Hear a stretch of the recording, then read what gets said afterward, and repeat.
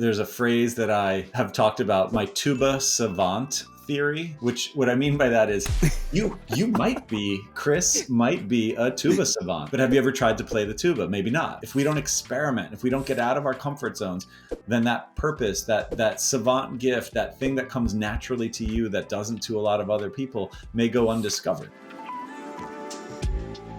Now it's becoming a trend that we're speaking to several people who spoke in Australia at the No BS conference. You're just in a line of many great people that I want to talk to. So just to kick things off, and I have an idea on how to do this podcast video episode with you that's a little bit different based on some of the things I've learned about you. First, for people who don't know who you are, can you introduce yourself and tell us a little bit of your story? Sure. Yeah. And thank you for inviting me to have a chat. I've been looking forward to chatting with you as well. I started my story, I guess, by saying typically that I am a lover of ideas and I am a big fan of helping move the block that stands in the way of you getting where you need to go.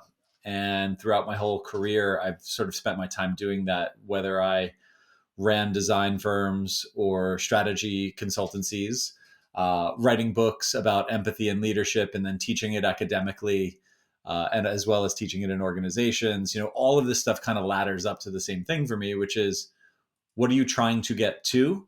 What's standing in the way? Can we diagnose that? Can we understand it? And can we help you get around it or through it so that you can get where you need to be? Just out of curiosity, what is your background? What did you study in school? So I applied to 11 colleges because I was a masochist, but also because I wanted to keep my options open. I applied to some big schools, but I also applied to a lot of schools where I could play D3 basketball, because that was a thing I really loved to do at one time in my life, and still love to play basketball, just less competitively. And so through like a weird set of college visits, I ended up at a school called Babson, which is the number one school in the country for the last 20 plus years for entrepreneurial business educations. And so I went there. You can only major in business there. So everyone graduates with a business degree with some form of concentrations. And mine was kind of a self-created one that spanned strategy, design, marketing, and entrepreneurship. And so I thought when I graduated that I would go work for a consulting firm. And I graduated in the dot-com bubbles burst. And so there weren't a lot of jobs for people with zero experience. And I ended up in a marketing and advertising firm instead, and learned a good deal pretty quickly, being part of a sort of a utility player on their team. And after about a year and change, was no longer there and was trying to figure out what I wanted to do with my life, and started a digital agency in 2004 doing, a lot of flash microsites and things like that people wanted in sort of the first wave of interactive sites like that. What a wild kind of meandering path through different things of interest. I'm just kind of blown away that you had the wherewithal to focus on business and entrepreneurship and thinking about being some kind of management consultant, because that is not even a term that I was aware of well into my 30s and 40s. Mm-hmm. What was it about your specific background, your parents, how you grew up, maybe your friends that you knew, that your mind was even trained on things like this? That's a good question. So my folks are a big influence for sure. My dad is now retired, but ran the second generation of a small family business in New Jersey, which was a like home heating and fuel oil business. Light blue collar job in many ways, right? Like, there's a small team that he had. So he would work at his desk and do the business management side, but he was also, out in the field at times visiting customers when he needed to and things like that. So real entrepreneurial, not afraid to get his hands dirty kind of guy. And then my mother was in education. She's also now retired, but has been in education her whole life. Started in early childhood development, then moved into being a teacher, and then moved into the administrative role in schools, particularly around social work and guidance. So not in high schools, but more in grade schools, which was more about like making sure people had the right path and the right support at home and all of that kind of stuff. So I guess if you put the two of them in a blender, so to speak, you'd kind of find someone who likes to care for people and their needs, likes to learn and teach and communicate ideas, and is a builder of something and likes to, be on the ground floor kind of managing folks, but also getting my hands dirty. And that's kind of when you pour that out of the blender that you kind of get me. It's amazing sometimes how when we learn about what our parents are, who they are, what they do, that we wind up becoming the synthesis of these two people and these influences in our Mhm. lives. And sometimes for people, it's like they got nothing to do with our parents, and it's kind of random, at least on the surface. But as you explain your parents and who they are, everything that I see from you now makes total sense. From writing books, from teaching, producing videos, from lecturing on stage, just your general energy. Hmm. Now, if you're listening to this on a podcast, you may pick up on some of Michael's energy, but I want to describe it to you from the perspective of an audience member seeing Michael for the first time walking on the stage. He is a tall guy, lanky, athletic build. He's bearded, he's got a wavy dark hair, but he has this energy that is both like a person who knows what he's talking about, but is very warm and inviting and pulls you in.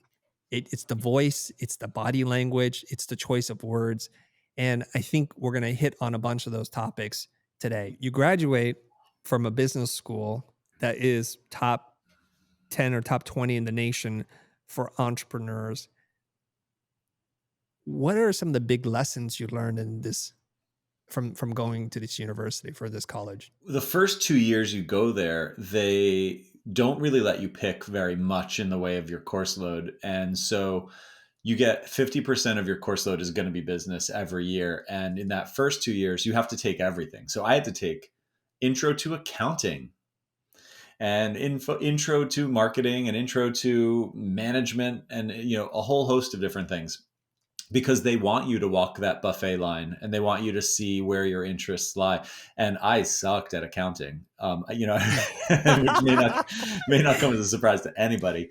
But I'm really glad I took the class because it allowed me to be conversant, right? And I think that was the point with the method that they brought to the students was you may not choose to pursue a career in accounting, but if you're going to be in business, the ability for you to sit down and look at a P&L, to be able to understand how a balance sheet functions, to be able to have those kinds of meaningful conversations will help you whether you're a CEO, a COO, a CMO, it doesn't matter somewhere down the line. So yeah, so I guess that's probably a big thing that it taught me was that diversity of knowledge and that sort of breadth before depth was important. And I've Mm, always been a big believer in the idea of T-shaped people, right? And this idea mhm. that you've got to be good at your downstroke. And if you can be good at the downstroke, you can go wide and you can go wider into other interest areas and other lateral places you can play a role. And I've always tried to cultivate that in folks I've worked with where like, as long as you're exceptional on your downstroke, I have no qualms with you going as wide as you like. It's just if the downstroke suffers, you've got to tighten your breath. Mm. There's an expression that some people will be familiar with instead of going a mile wide and an inch deep, where you have surface level knowledge, and go a mile deep and an inch wide. Mhm. And you're saying once you have that depth, you can go as wide as you want because there's always going to be that core part of the T, the vertical stroke, as you talked about, that's going to be your foundation. That's For right. me, it was graphic design.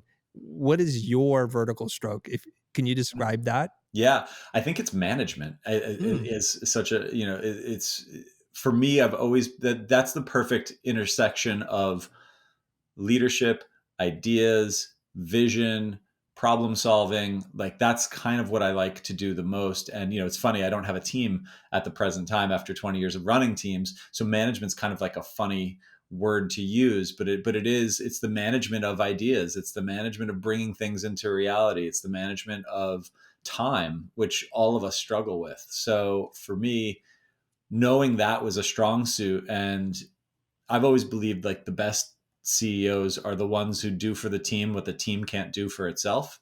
mhm. And so, as a leader, what I always tried to do was not solve everyone's problems every day, but give them the tools and resources to solve their problems and support them on their journey. Were there any instructors that stood out looking back that Mm. really shared something with you that you hold dear to this day, then you think it's a profound lesson that you learned? For the vast majority of my life, I was up until sort of getting into my own businesses, I was deathly afraid of public speaking. Mm. And so there was a teacher at Babson named Michael Bruner, and Michael taught rhetoric.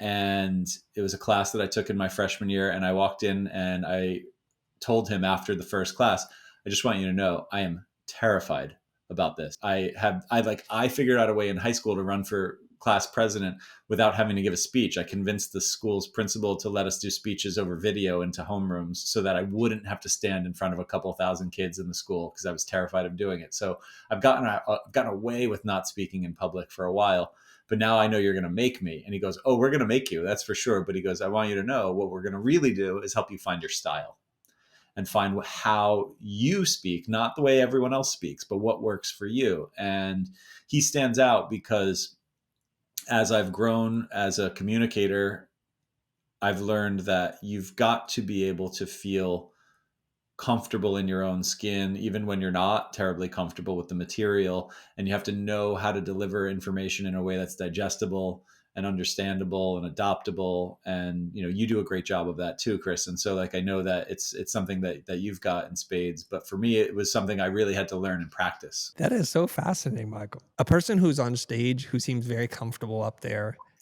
And you and I have this in common where in high school, I did everything I could to get out of public speaking. And I'm not even as ambitious as you for running for class president or anything. I'm just talking about the oral reports that you're required to Mhm. do. I would pick the last day and I would have nightmares and lose sleep up into that moment, heart racing, pounding out of my chest. And I also figured out a little cheat and asked the teacher if I can give a video presentation so I can be off camera narrating something using my design skills and very crude editing skills by showing things in front of the camera and talking about it, and got away with that. What was kind of interesting was my teacher actually gave me extra points for doing extra work and being creative when I was just trying to get out of this. This is neat. So it's kind of like fascinating that you did the 10x version of that by broadcasting into homerooms and becoming the president. Were there any practical things, exercises, or something that your instructor said to you that you're like, wow, that was really good, and I would share that with someone else? Or was it just the general experience of the class? I think probably one of the early lessons I learned was that negative space is okay. And I think when you become comfortable with a gap, it's not that you're lost for words or something else. It's just that you're giving some space.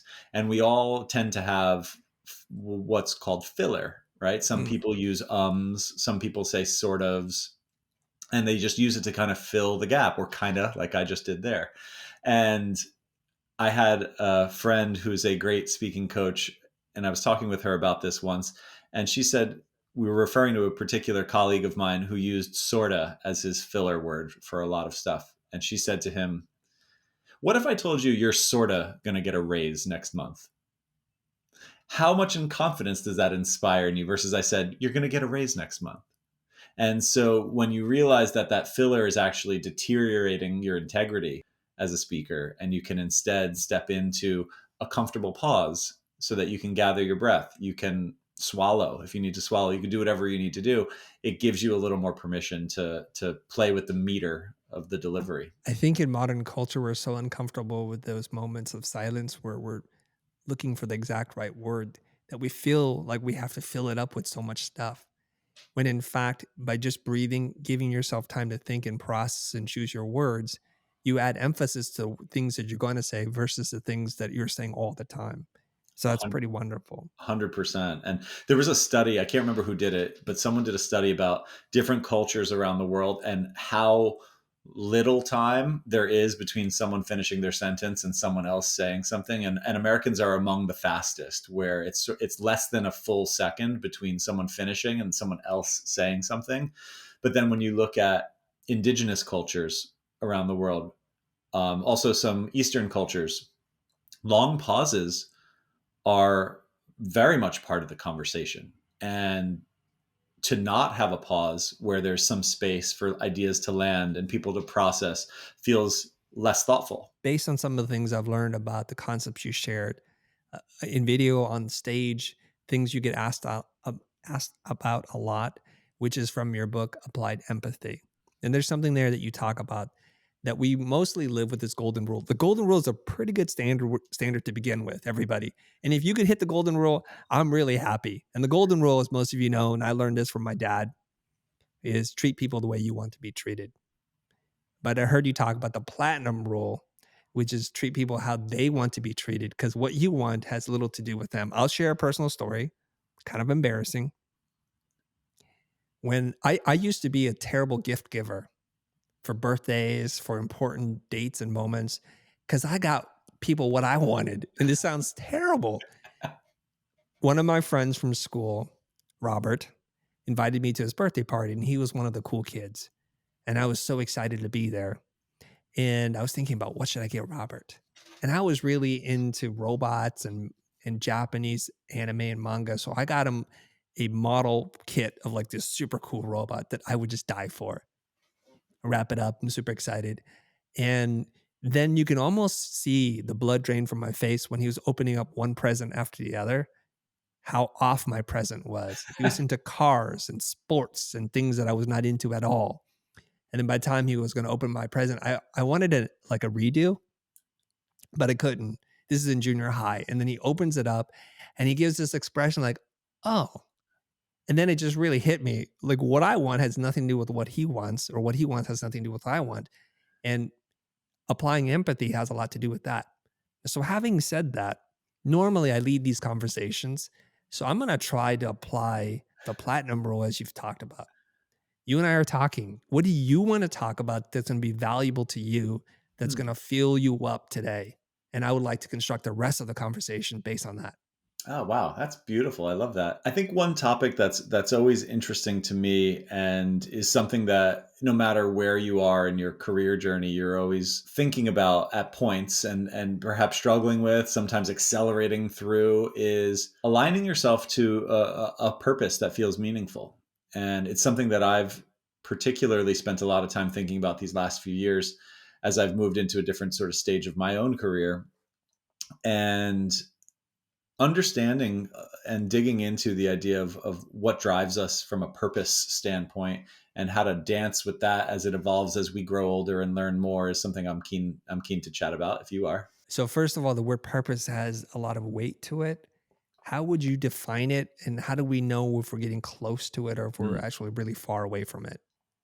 So I would define it as the thing, the mark you want to leave, the thing you want to be able to have done and done well. And that doesn't mean like solving world hunger. Maybe that is, right? But it might just be like being a great dad. You can have a lot of different pursuits. And this is a thing that I think a lot about because I'm someone who is more of a generalist than a specialist. And so I have a lot of stuff I spend time doing, but they all ladder to something we said at the very beginning of this conversation, which is helping you move forward, helping you move through a moment of transformation, finding that block and moving through or around it to get you where you need to go. And so, whether I look at my consulting work, my public speaking stuff, things I'm doing on boards, alternative medicine stuff that I do, all of these things is about pushing through the growth moment to get you or myself to the other side.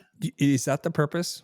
Is that your purpose That's to fine. help? Yeah. Okay, so long after Michael's expired, the legacy he leaves behind is the people he's able to help move forward and how they're able to help other people move forward. Is that about right? Yeah, I would be very happy if that's the way I'm remembered. And is there a metric in which you'll measure this against? Do you want to help your families and your friends, a bunch of strangers? How deep and wide do you want to go with this? So part of why I have chosen, despite my earlier childhood tendencies to not speak publicly, to do public speaking and to write books and to share my thoughts more candidly is because of its ability to help scale some ideas and some frameworks and some tools and some mindsets that ultimately I think will allow more people to practice this kind of work. And the fact that I've tried my best to bring it into a realm of language that's accessible in a business context was very intentional because, as a human, I am a little more on the spectrum of like candles and sandals than suits and wingtips. And so I so like that. but I know that like you can't be candles and sandals in the Goldman Sachs boardroom and be No. taken seriously. And so to find ways to bring these ideas, which are more EQ driven, which do have emotion and vulnerability tangled up in them a lot of the time, is not something that is readily accepted at every corporate culture.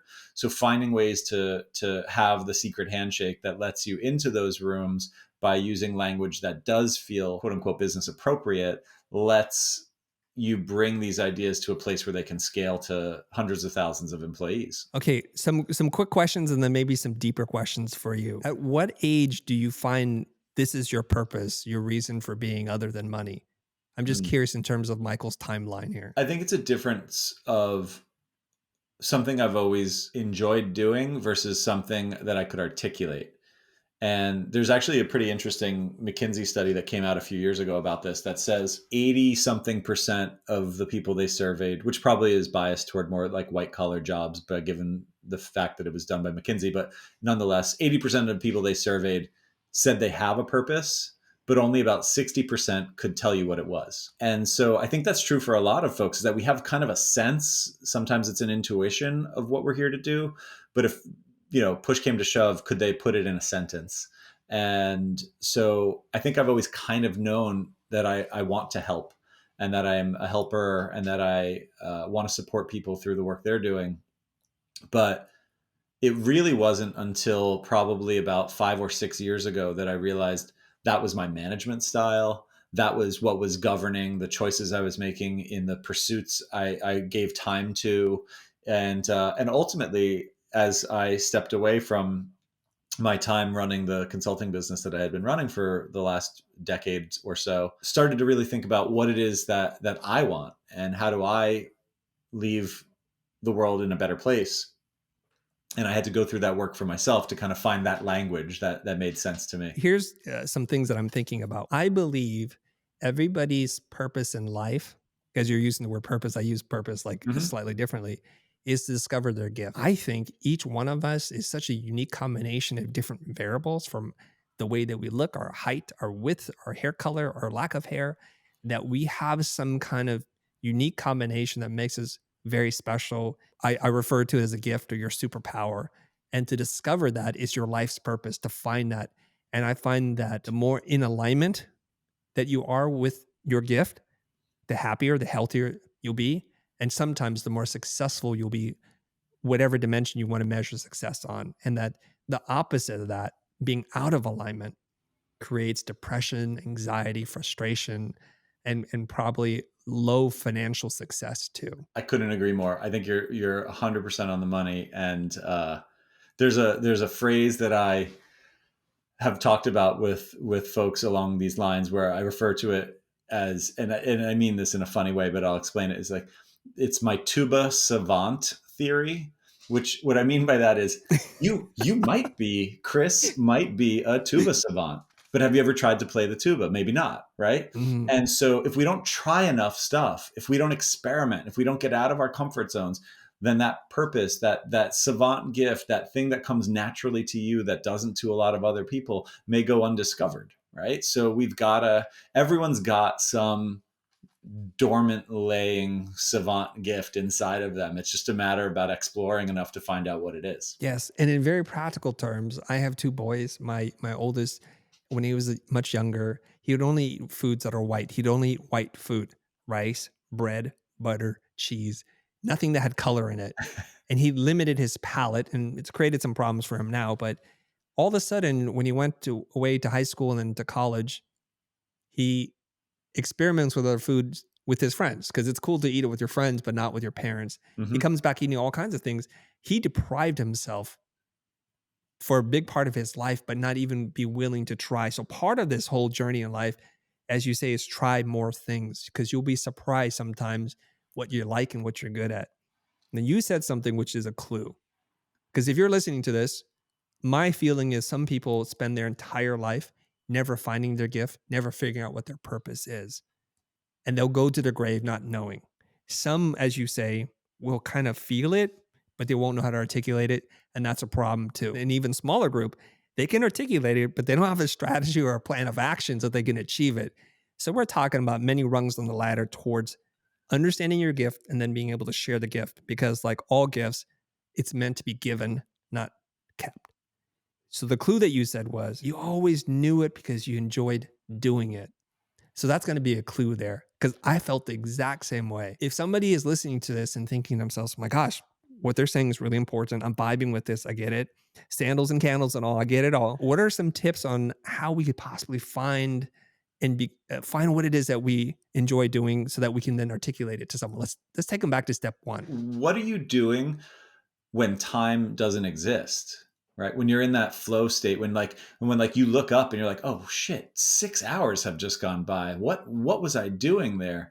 And that's a clue. You should definitely pay attention when those things happen, when you lose time in the immersion of a particular thing.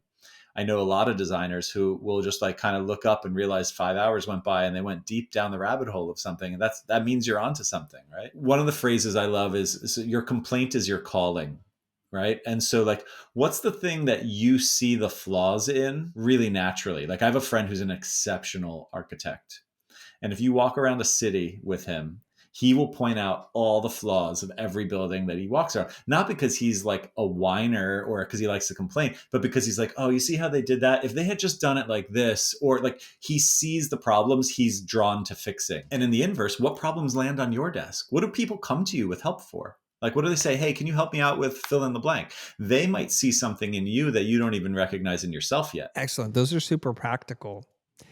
I've often described to my non-designer friends, like, what does it mean to be a designer? And the way I explain is you notice things that no one notices. You geek out on weird stuff. So if you're really into designing typefaces, well, that's what you care about. The ear of the letter form, whether it's a Mhm. two-story or a single-story G, those are things you geek out on, and that's what makes you really special and unique. Okay, so these are good clues. Many of us will suppress these things Mhm. because we feel it in our heart, but for whatever reason, our parents, our culture, our education system told us that's impractical. Do not do that. That's the path towards misery. At least that was my case. Like Yeah. being an artist and a designer meant being broke and starving, and I didn't want to starve or be broke. And it wasn't until I saw someone else doing it that I allowed myself permission to pursue this thing. So for you, you already have two great examples right in front of you from the time in which you were born: an entrepreneurial father, an educator, and a mom. It explains so much about your love for teaching and sharing and writing and helping others that it makes perfect sense. When did you give yourself permission? Like, this is it. I have this thing in my heart. I know I can articulate it now. I'm ready to go. Was there anything that happened that opened that door for you, that final step? Mm.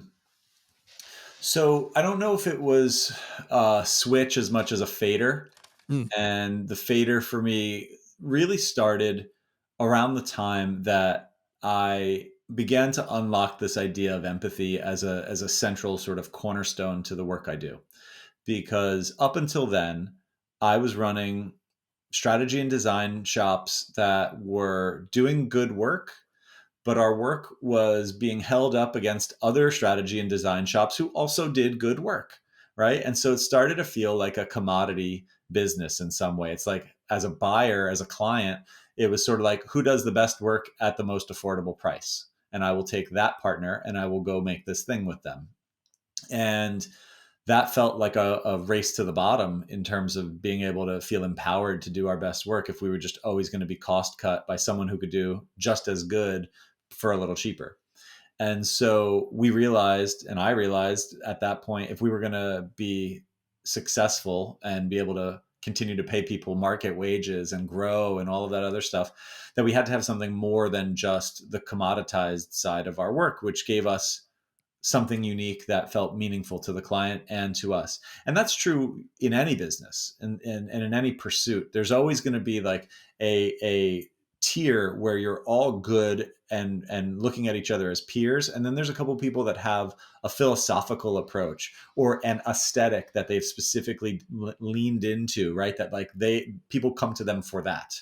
And so when we started to unpack empathy, as that, for me, it started to show me that my work wasn't just about the output, it was about the process. And it was about this stuff that I want to do that's bigger than this strategy deck that we've created after 6 months of getting to know this client's culture, or this brand that we've created that is inspired by all of these things we've learned.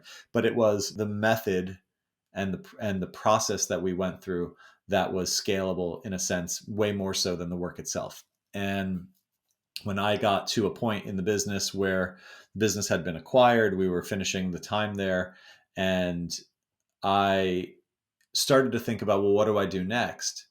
There was this really clear dotted line off of my job as CEO to be doing what I'm doing now, because it was just an extension of it. It was doing it for more people and in a different way, but it was still doing the same thing. It was practicing empathy as a tool for leadership development, problem solving, and growth. You talked about flow state, and it's eerie to me how you describe things and how, like, I think I've described things in the exact same way before. Really? So there must be some universal truth we're both tapping into, the speed force, if you will. I just wanted to ask you just side question, which is, what are some funny things that you lose time doing? Like, I just want to know a little bit about Mhm. Michael the human. I'm very happy to answer that. So there's a couple things that Mm. I do virtually daily, if not absolutely daily, where I lose time. One of them is cooking. I make dinner every night for our house, and it's something I love to do. It's something that gives me just like a lot of peacefulness to just be methodical, and I'm a more jazz, less orchestra kind of cook, so I'm not really going off of a recipe. I'm looking at what we have, what we feel like eating, and then something comes out. But that, to me, is a great way to decompress at the end of the day. um, in the beginning of the day, another thing that I do every day and haven't missed a day for over 15 years is I have a Taoist meditation practice that I do every morning. And for me, that practice, which includes Qigong and Tai Chi and some meditation, is it went from a thing that you had to do because it was like a thing that I was trying to get better at doing, to a thing I must do because it was a thing I was trying to really get rigorous about, to a thing I do. And once it flipped into a thing I do, time stopped existing. And I can spend 25 to minutes, 45 minutes in that state in the morning and feel like it was 5 seconds, because it just is, it's somaticized and it's a part of what makes me happy. I'm going to assume too, playing basketball, where you're like, hey, I could play all day. I could play all day. There's a little court not far from here. When the weather's a little nicer, I am out there doing it. Another one too is just walking the dogs, man. Mm. There's nothing better. We have two big dogs, and they've been a part of my life for a long time. And you get out and you're looking at them smiling, and you're seeing them. I call it taking them to read the paper, because they just, them sniffing everything and like reading. Oh, Joe was walking by here earlier. All of that, you see that, and you kind of just like, you drift away. I think there's a common pattern that I'm hearing from what you just described. I'm going to throw it back at you. And if you don't Yeah, like please. it, throw the ball right back at me. And like, no, try again. Cooking, Taoist meditation, Tai Chi, Qigong, playing basketball, walking the dog. I think all those things are physical things that you do to clear your mind. Hmm. And then they're all forms of meditation, self reflection. And okay, so you're nodding. So we're in I'm agreement there. 100% with you. You Okay. nailed it. That All right. is because my job is so cerebral. These things are not inherently cerebral for me. They're intuitive for me. So I'd like to share some of the things that I do where I lose track of time. They're not as admirable as yours are. I'm just going to throw this out there. Here's where I'm like, oh my God, what time is it now? I'm on Pinterest. I go down that visual black hole that I just can't get out of. I'm on Mid Journey, just testing different prompts. Oh my God. Oh, I so just much can't mid journey stop, these days. Yeah, I love right? it. Yeah. It's so amazing. Text to images and directing the machine. I lose time. I hate to say this, just watching TikTok videos. I just can't stop. I'm like, okay, one last pimple popping video and that's it. One more blackhead. That's it. I promise that's it. And then it's 3 in the morning. I'm like, oh my God, I have a call in 4 hours. I got to go to sleep now. So they're not as admirable as yours, but those are things that I lose time, track of time doing. So that's a clue for everybody. So Michael's thing was, let's talk about how to get in alignment with our purpose. And that's such a big, heavy word. And many of you are going to start just feel stressed out immediately just hearing that, like, oh, I'm not close to my purpose. I don't know what it is. Relax. Look into what you enjoy doing, where you lose track of time. Those are really good clues. If purpose makes you feel a kind of way, replace it with meaning, right? Like Mm. where do you feel a sense of meaning in what you're doing? And sometimes that feels less intimidating than like capital P purpose, but it's still kind of in the same zone. Here's a wild question that no one can possibly know the answer to, but it's more just eliciting your opinion on.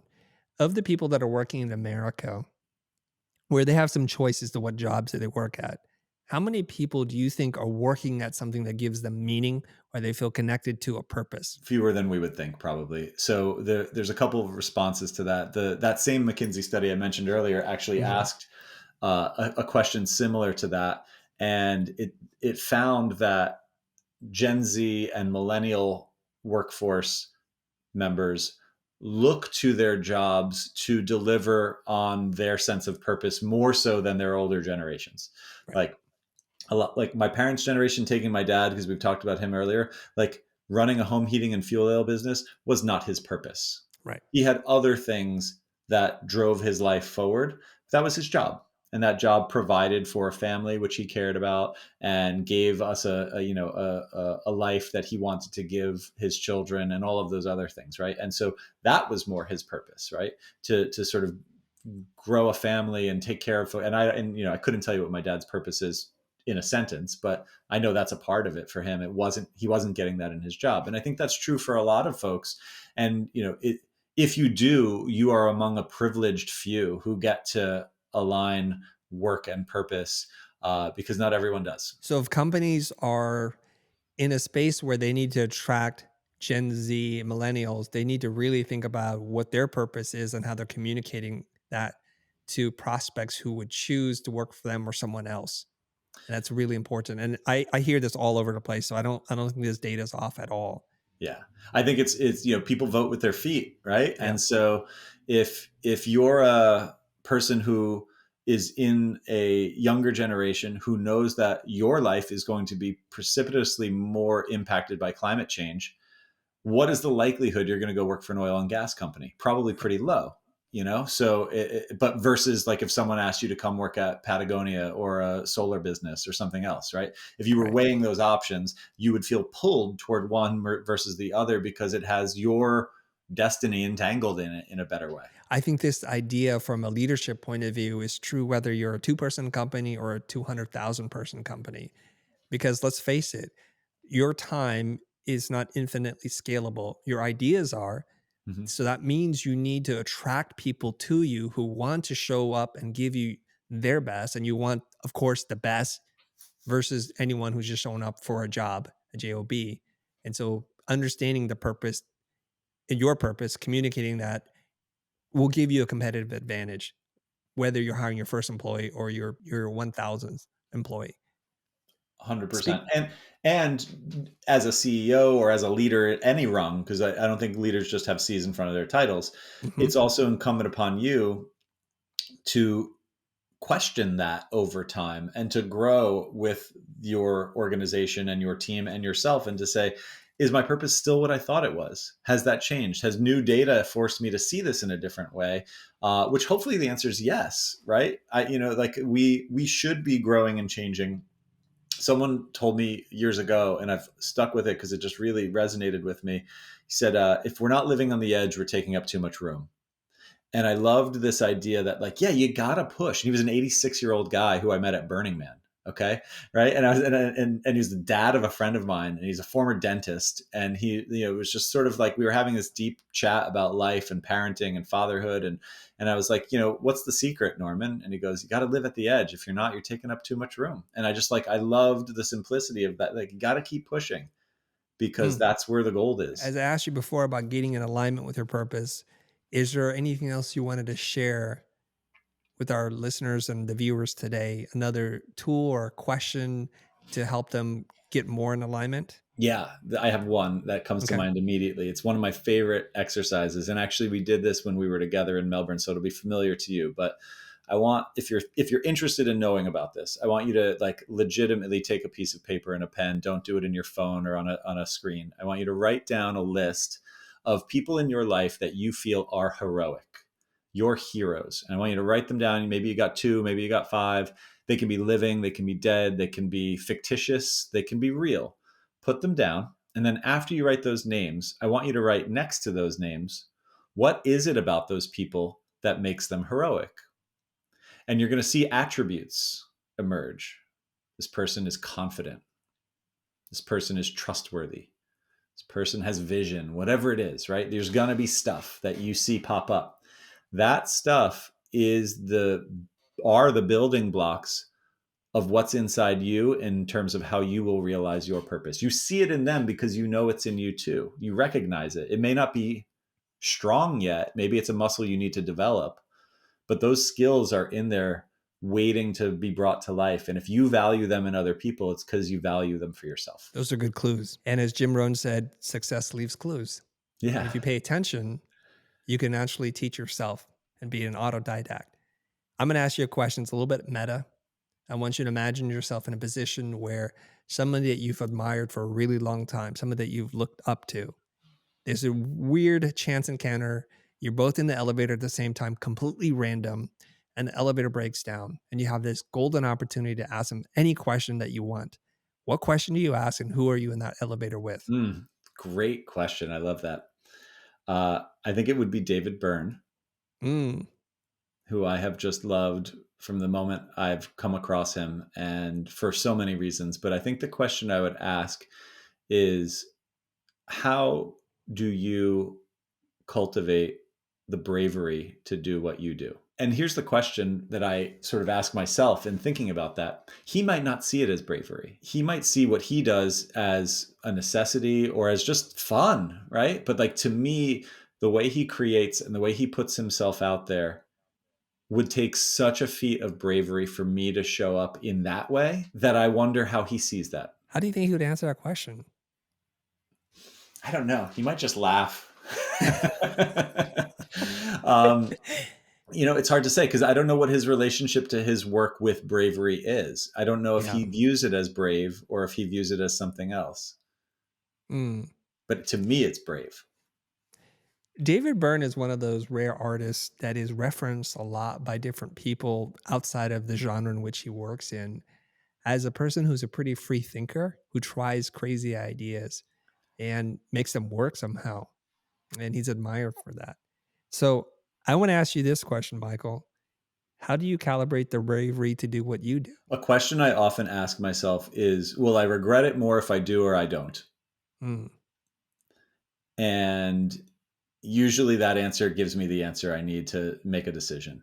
And sometimes that has been hard things because the thing that I will regret doing is a thing I really don't want to do, but I know is the right thing to do. And so when I ask, in the twilight of my years, when I look back, will I regret doing this or not doing this more? And then that forces me to take the leap typically.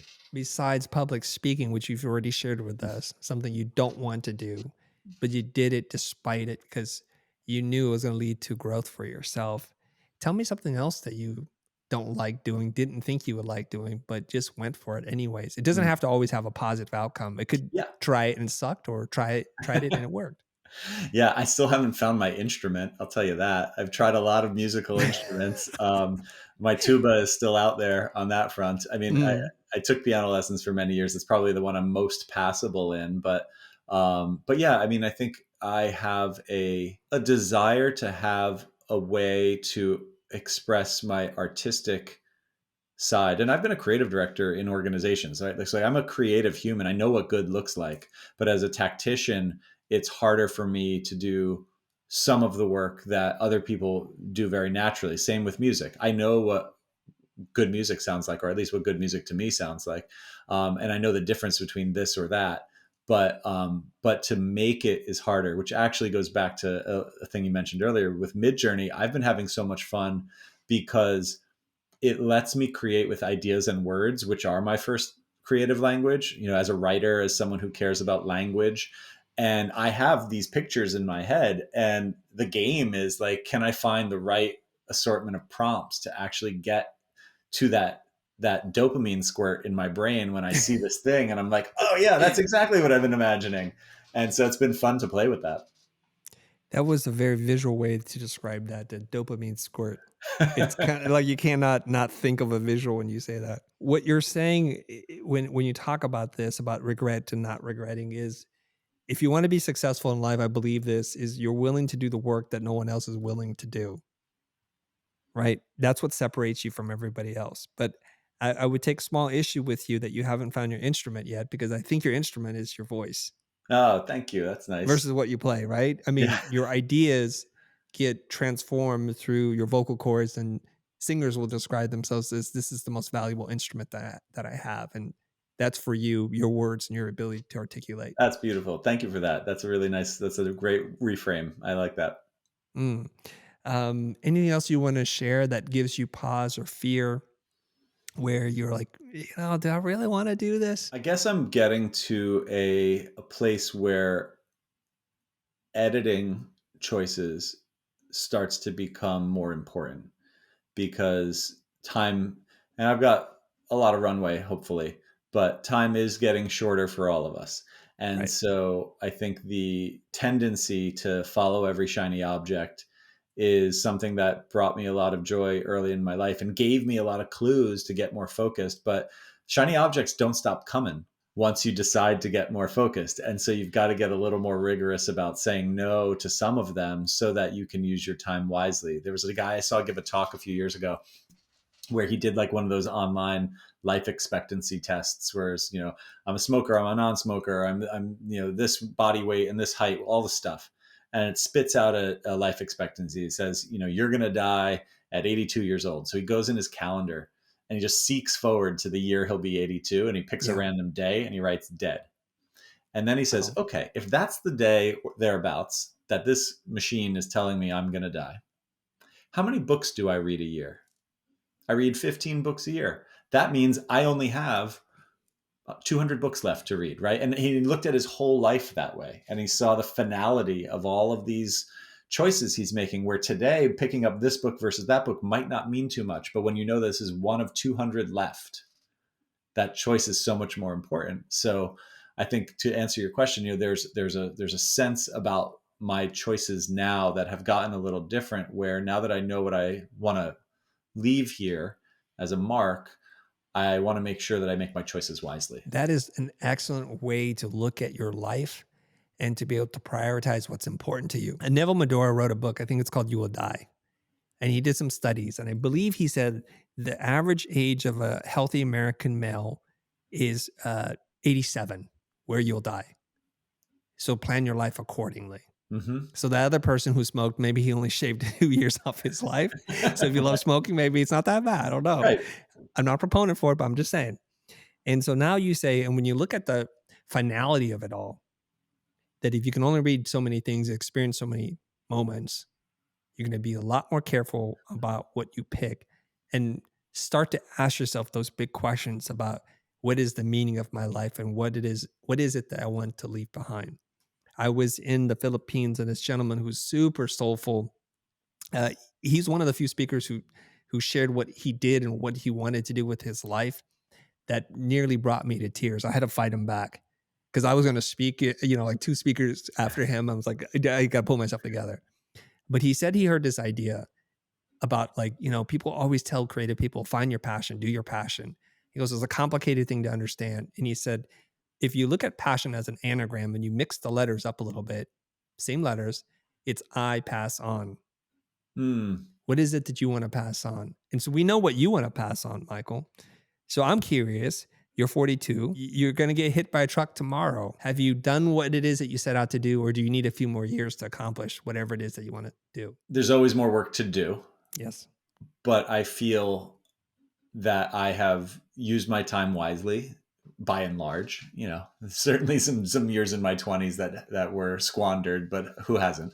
Right. And so, but I feel like a big part of my morning practice that we talked about, one of the things I do in that practice is a death meditation, to actually like bring in some memento mori, which is Latin for remember you're going to die, because it's a helpful reminder, not in a macabre sense to like, ponder death every morning, but more to remind myself of the importance of choices and my actions. And that, everything's finite, and you've got to be precise to the extent you can with your choices. And so, if that were to happen, I would lament that. I wouldn't do anything because I wouldn't have the opportunity to in that sense. But I would, but I would feel that I've gotten out a good deal of what I, want to do, and also that there's a lot more to still share. When I was traveling more, and I get into these periods where I'm speaking all over the place, so I'm on the plane a lot, and I see a reaction usually from people around me when there's turbulence.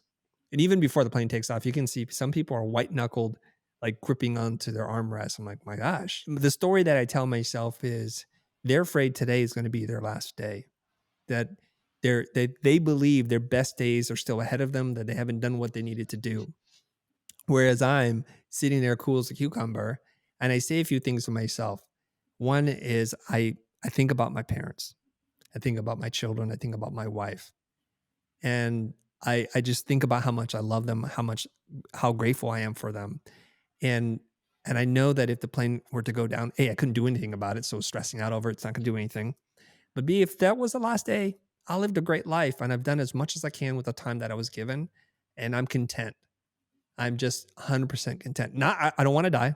Yeah, Everybody just please. I I don't want get to it. die. But if that were the moment, then that's the moment. And my ticket's up. Hmm. And so maybe this is a clue for everyone where if you imagine yourself on that plane and you're going to die and there's things that you want to do, don't wait for tomorrow. Do those things today. Whether it's about mending an old relationship or looking into the eyes of somebody you really care about and telling them truly how you feel about them, how appreciative you are of them.